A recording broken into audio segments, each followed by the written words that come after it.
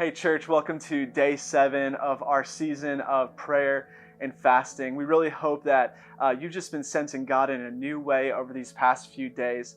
I love today's passage in Luke 5, verses 17 to 26, where we read about these friends who take this man who's been lame his whole life. They cut a hole through the roof, begin to lower him to Jesus. And then Jesus looks at this man and the Bible says he saw their faith and that he forgives the man of his sins. Now, one of the reasons I love this passage is because Jesus takes this power dynamic and just begins to shift it on its head. I mean, yes, we know that he can do the big external things. Up to this point, we've been reading all of these passages in the Bible about how God can do that impossible thing, how God can take a woman who's past her childbearing years and allow for her to have a child, how God can open up the Red Sea for Moses and the Israelites to cross through.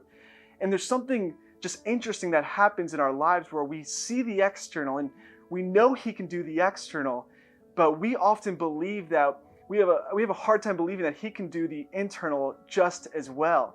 You see, the problem is we know what goes down inside of us. We know how complex it is. We know how layered it is. We know what emotions are involved. And we see how complex that is, and we think there's no way he can do internally what he does externally. But God is bigger than what we're dealing with internally, just as he's bigger than what's going on externally. I love this dynamic because Jesus shifts the whole thing on its head. His primary concern for this man is that this man's sins would be forgiven.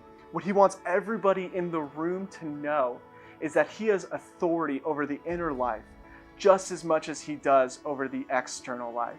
And I think with that truth, we can approach God differently, knowing that just as he can deal with the big thing out there, he can deal with the big thing in my life as well. We hope that truth sits with you today. Would you begin to think about that, pray about that as God speaks to you today?